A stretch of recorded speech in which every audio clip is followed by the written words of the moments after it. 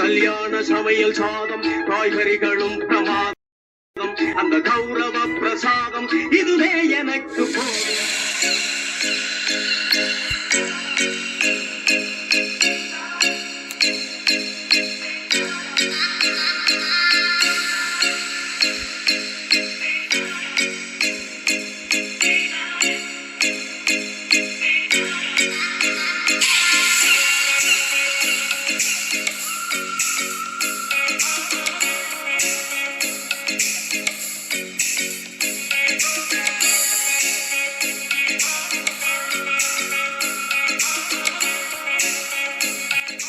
மிகவும் இலவான முறையிலும் மிக வேகமாகவும் பாலப்பம் செய்வதற்கு நீங்கள் ஆசியன் கடைகளில் ஈஸி பாலப்பம் மிக்ஸ் என்று சொல்லி விற்கிறார்கள்.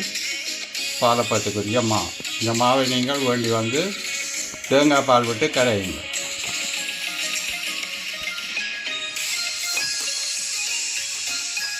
ஒரு சிறிதளவு உப்பு போடுவோம். பால் விட்டு நன்றாக அப்பத்துக்குரிய மாவை கரைத்து எடுப்போம். எப்படி நாங்கள் அப்பத்துக்கு குழைப்போமோ அந்த பதத்துக்கு நன்றாக குழைத்து எடுக்க வேண்டும். இந்த மாதிரி அப்பத்துக்கு பதமாக குழைத்து 1 மணி நேரம் மூடி வைத்து விடுங்கள். 1 மணி நேரம் ஆகிவிட்டது.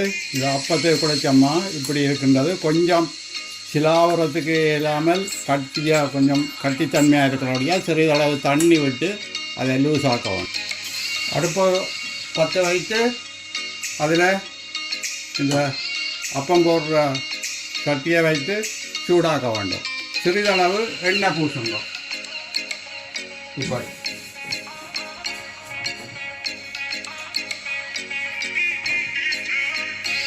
சட்டி சூடேறியவுடன் ஒரு கரண்டியால் அப்பமாவை எடுத்து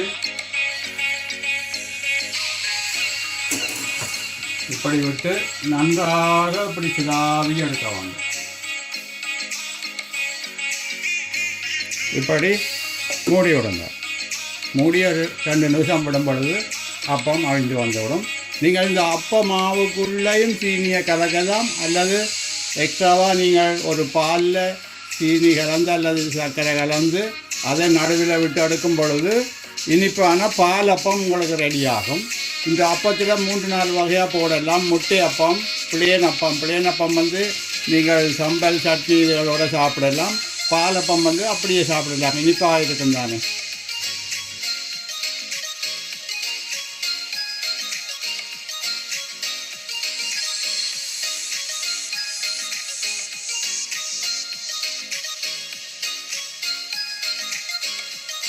இந்த மாதிரி நீங்கள் கடையில் அப்பம் மிக்ஸ் சொல்லி மா வாங்கினீங்களாக இருந்தால் ஒரு பதங்கள் இதில் வந்து நீங்கள் பார்க்க தேவையில்லை. எவ்வளோ குழைக்க வேணும் அதெல்லாம் பார்க்காமல் அந்த வாங்கின மிக்ஸ் மாவையே குழைத்து இந்த மாதிரி நீங்கள் அப்பம் போட்டு சாப்பிடலாம். மிக வேகமாக போடலாம்.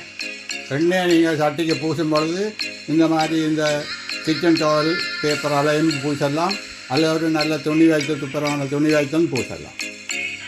பொழுது பாருங்கள், அப்பம் வேகி வரும் பொழுது அப்படியே அருகே விட்டு தன் பாட்டிலே ஒழிச்சிடும். அதை வச்சு கொடுத்த மாதிரி எடுக்கலாம். பாருங்கள், அது எல்லாம் நல்ல கிறிஸ்பியாக நல்ல மாதிரி வந்திருக்கின்றது. பாருங்கள், அப்பம் அருகுகளெல்லாம் நல்ல கிறிஸ்பியாகவும் நடுவில் நல்ல பஞ்சு போல அப்பம். நீங்கள் இந்த மாதிரி குடுவையான பெனை வைக்கும் போடலாம், சோஸ் பேன் அல்லது அப்பச்சட்டிலையும் போடலாம். பாருங்கள், இன்னொரு அப்பம் வந்து தன்பாட்டிலே அந்த அருகை விட்டு எழும்பிட்டுது. பாருங்கள், தன்பாட்டில் அப்படியே தோண்ட தேவையில்லை, கிண்ட தேவையில்லை. அதுகெல்லாம் நல்ல கிறிஸ்பியாக வந்துருக்குது. அப்படியே வச்சது எடுக்கிற மாதிரி எடுக்கிறோம். பாருங்கள், இந்த மிக்ஸ் நீங்கள் அப்பம் மிக்ஸ் வாங்கினால் இந்த வந்து நல்ல பதமாக இந்த மாதிரி இருக்கும். அப்பம் வேகி வரும்பொழுது பாருங்கள், சும்மா வச்சு தடுத்த மாதிரி எடுக்கலாம். நல்ல கிறிஸ்பியாக உள்ளுக்கு வரும். அந்த மாதிரி நல்ல அப்பம் ரெடி.